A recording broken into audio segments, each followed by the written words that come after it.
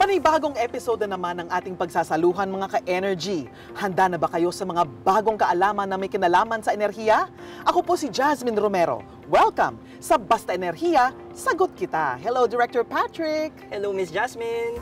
So, check muna tayo ng iyong energy. Kamusta ang energy mo ngayon? As usual, good energy ang nafe-feel ko. At syempre, full of positivity. Ikaw ba, Miss Jasmine? Of course, same. Always grateful dahil meron tayong programang naghahatid ng mga bagong kaalaman sa ating mga manonood. Hindi nga, nasa season 2 na tayo, di ba? Let's go! At syempre, looking forward tayo sa season 3. Let's claim it, Miss Jasmine. Ang episode natin ngayon para sa mga EV owners or yung mga gustong magka-EV. At kung EV owner ka, siguro nakaka-relate ka na sa charger chaos sa bahay. Charging brick na nakasalpak sa dingding. Kabling parang spaghetti sa sahig. At ang kaba na baka may mangyaring hindi maganda. Parang DIY project gone wrong, di ba? Pero ngayong araw, may makikilala tayong maliliit na negosyo na ginagawang art form ang pag-organize ng gulo na yon. Gusto ko yung makilala pero bago ang lahat, Director Patrick, nandito tayo sa isang lugar na nakita ko na nung season 1. Nakita na ng ating mga viewers noong season 1. Again, saan tayo? Nasaan tayo ngayon? Tama, Miss Jasmine. Kung babalikan natin ng season 1, ginamit natin yung ating electric bus. Ngayon ay nasa harap tayo ng electric vehicle charging station dito sa DOE.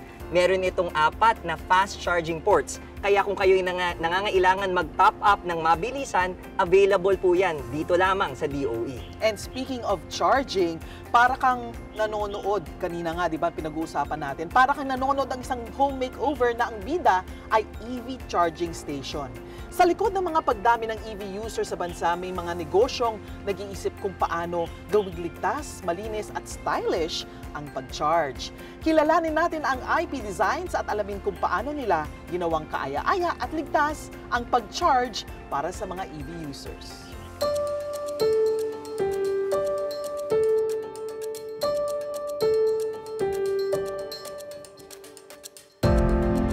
I'm Louie Carvalho, one of the owners of IP Designs. IP Design started in 2021 and we have always been focused on providing solutions to car-related problems. So one of our first products was the plate adapter because you cannot screw the Philippine license plates directly to most imported cars. So we came up with a solution. Now with the growing popularity of electric cars, one of the things that we saw that nahihirapan ng mga bumibili ng EVs was the issue of charging. So we decided to go into that business. And talagang na-realize namin na ito yung future. Talagang dun pupunta lahat. And you can see in other countries na talagang EV is the way to go because of the efficiency, fuel savings. We observed the Philippine Electrical Code strictly. And now we're thinking of ways to make it even safer. For example, we're thinking of how to install an automatic fire extinguisher. Pero wala pa siya. It's one of the things we're thinking about. When we install chargers, meron kasing specified height yan na from the ground. So that's one of the things that we observe. And we put circuit breakers that are very sensitive to ground faults. So pagka nalagyan ng tubig yan, magtitrip agad ang breaker. In the event na after nung installation, nagkaroon ng problema yung customer with their wall chargers, ang ginagawa namin, nagpo-provide kami ng service unit para magkaroon sila ng zero downtime sa paggamit ng mga wall chargers. With our enclosures, one of the driving factors was talagang gusto namin, pag kinabit namin, not only is it effective, gusto namin maganda tingnan. So, like with our plate adapters, that's one of the primary reasons. Gusto namin, if it's pag product namin, maganda tingnan. We focus on using only high quality materials and do our best to source them locally. Since ang installation ng EV chargers, it's not only the charger. So, meron ding wires, meron ding conduits, and all other electrical accessories. As much as possible, gusto namin locally available. So, you're not relying on imports.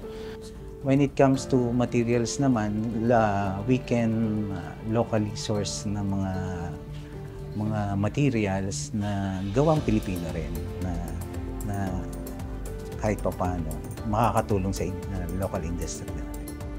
Si EnviroCab is one of the first taxi fleets na nag-convert to electric. And from the very start, we have been involved with them with their planning of their charging infrastructure, because one of the biggest challenges of having an electric service is the charging. Kasi yun talaga yung nag-hold back sa mga tao from moving to electric. Well, since EV is a fast-growing industry, we try to keep up to date with the most modern developments abroad. So, marami kaming tinatry ng mga new things. For example, we're testing a battery that can store the solar harvest from solar panels. Tapos, kaya niya i-charge siguro 50 to 60% of your car. And diretso na siyang merong charging gun. So, that's one of the things that we're testing now. Tsaka, ang mga magagandang brand ng wires is also local. So, we try to use that always para laging safe ang installations namin. Ang takot lang naman ng SME sa kung paano makipag-compete sa mga big players. So, pagka big players, unlimited resources sila. So, sa nakikita ko naman ngayon, since marami ng technological advancement, so nakukumpare na namin yung gawa with other big players na same quality rin yung kayang ibigay ng mga SME. Well, so far, nakita namin over the past 2 to 3 years since pumasok ang EV, exponential ang growth. Kasi before, hindi mo alam saan ka magcha-charge. Ngayon, halos lahat ng puntahan mo, there's an available charger. Kahit lumabas ka ng Metro Manila, marami ng available fast chargers. So, I think in the next 5 years, siguro talagang wala ng range anxiety mga tao dahil marami na talagang chargers. Adequate na yung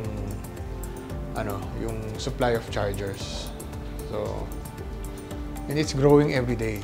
So, since free ang solar energy, why not use it to power your car? Well, number one,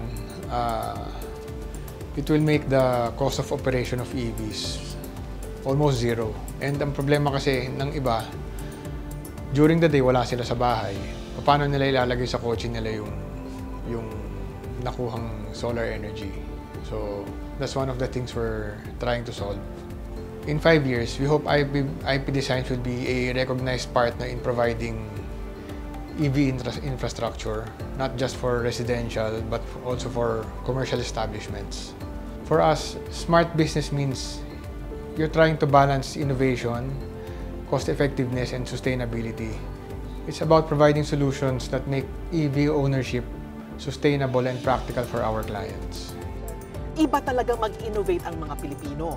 Mula sa kwento ng IP Designs, makikita natin ang posibilidad para sa maliliit na negosyong sumabak sa EV industry. So good job! Sa ating pagbabalik, pag-uusapan naman natin ang bigger picture nito. Gaano kaligtas at gaano kabilis lumalago ang paggamit ng electric vehicle sa bansa. Dito lang yan sa Basta Enerhiya. Sagot kita!